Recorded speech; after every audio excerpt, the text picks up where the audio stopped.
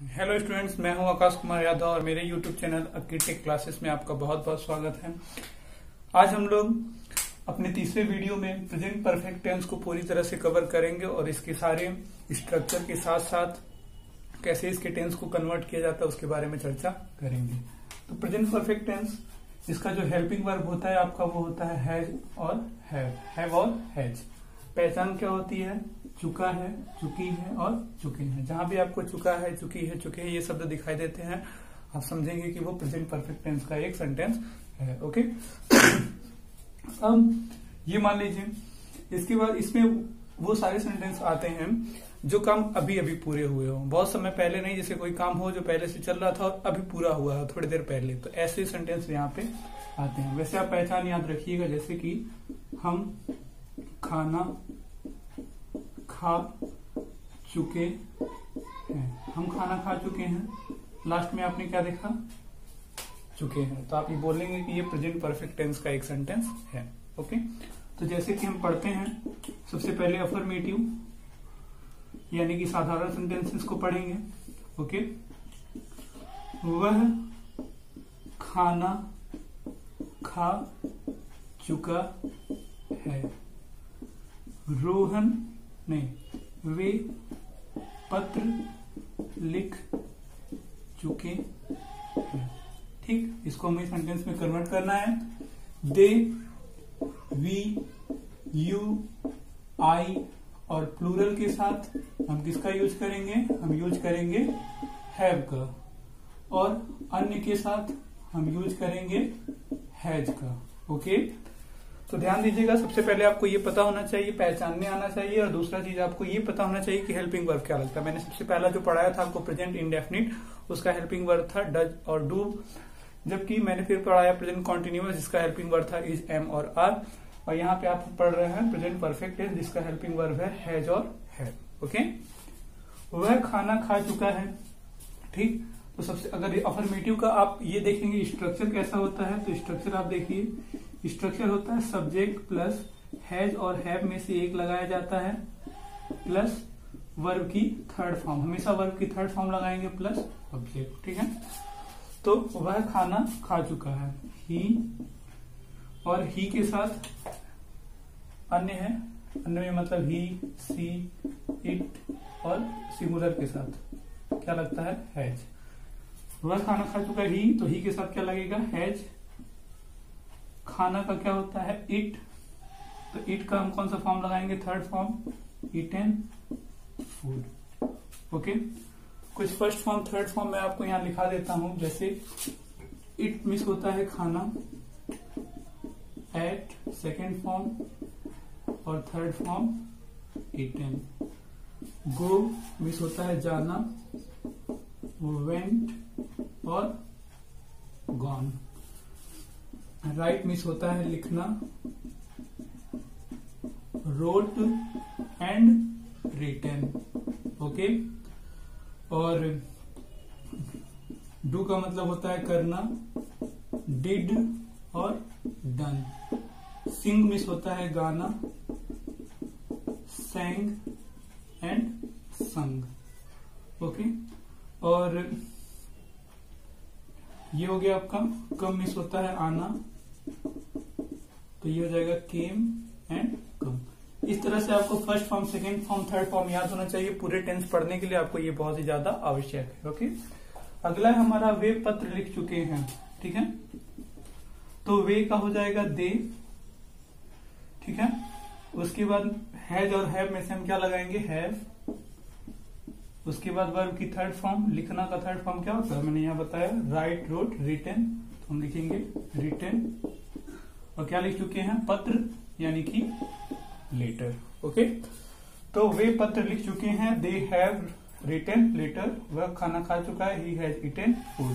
तो आपको पता होना चाहिए पहचान, हेल्पिंग वर्ब, और कहाँ पे हैव लगाना है, कहाँ पे हैज लगाना है, और साथ ही साथ आपको तीनों form, first form, second form, third form की भी जानकारी होनी चाहिए।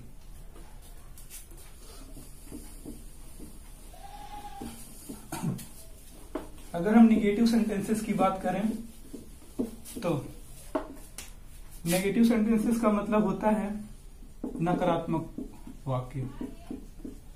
जैसे कि रोहन घर नहीं जा चुका है, हम गाना नहीं गा चुके हैं। ठीक है, तो इसमें कैसे बनाते हैं, पहले सब्जेक्ट लिखते हैं, हैज और हैव में से किसी एक को लिखते हैं, प्लस नॉट लिखते हैं, वर्ब की थर्ड फॉर्म लिखते हैं। ठीक है, और लास्ट में ऑब्जेक्ट लिखते हैं। रोहन हो गया, आप ये जानते हैं रोहन हमारा क्या है, एक वचन है और एक वचन के साथ हैज लगेगा। जाना का थर्ड फॉर्म गॉन होता है, कहाँ जा रहा है, घर, तो सॉरी यहाँ नहीं भी है तो नहीं के लिए मैंने बताया आपको नॉट लगाएंगे, वर्ब की थर्ड फॉर्म गॉन, और घर का हो जाएगा होम। हम का हो जाएगा वी के साथ हम लगाते हैं हैव, उसके बाद नॉट, नहीं के लिए नॉट लग रहा है, वर्ब की थर्ड फॉर्म। गाना का क्या होता है, संग और सॉन्ग। ठीक है, ये हो गया आपका नेगेटिव सेंटेंसेस की। तो नेगेटिव सेंटेंसेस के स्ट्रक्चर याद लिख रखिएगा, सब्जेक्ट, हैज और have, not, verb third form and object. Okay, अब हम पढ़ेंगे इंटरोगेटिव सेंटेंसेस के बारे में, यानी कि प्रश्नवाचक। तो इंटरोगेटिव सेंटेंसेस यानी कि प्रश्नवाचक, तो इसमें क्या होता है, सबसे पहले तो सब्जेक्ट प्लस आपका सब्जेक्ट होता है। दो चीजें याद रखिएगा, इंटरोगेटिव सेंटेंसेस दो प्रकार के होते हैं, एक जो क्या से शुरू होते हैं, स्टार्ट विथ क्या, ठीक है, और एक होते हैं जिसमें बीच में होता है, इंटरोगेटिव वर्ड बीच में होता है। तो यहाँ पे क्या होता है, ये WH वर्ड से स्टार्ट होता है और ये हैज और हैव से स्टार्ट होता है। तो याद रखिएगा, इंट्रोगेटिव सेंटेंस यानी प्रश्नवाचक वाक्य आपके दो प्रकार के होते हैं। एक होता है जो क्या से शुरू होता है, जैसे क्या हम खाना खा चुके हैं, क्या हम घर जा चुके हैं, क्या वे खाना बना चुके हैं। और एक होता है जिसमें बीच में इंट्रोगेटिव वर्ड आता है, जैसे आप खाना क्यों खा चुके हैं, आप वहां क्यों जा चुके हैं, आपने, ठीक है, इस तरह के वाक्य।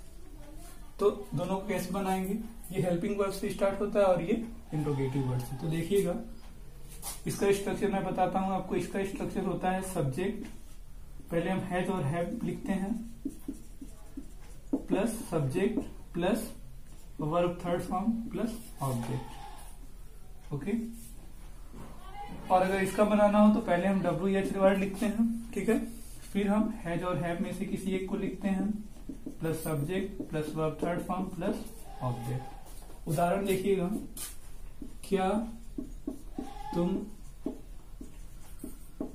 घर आ चुके हो, ठीक। दूसरा, क्या वे खाना बना चुके हैं।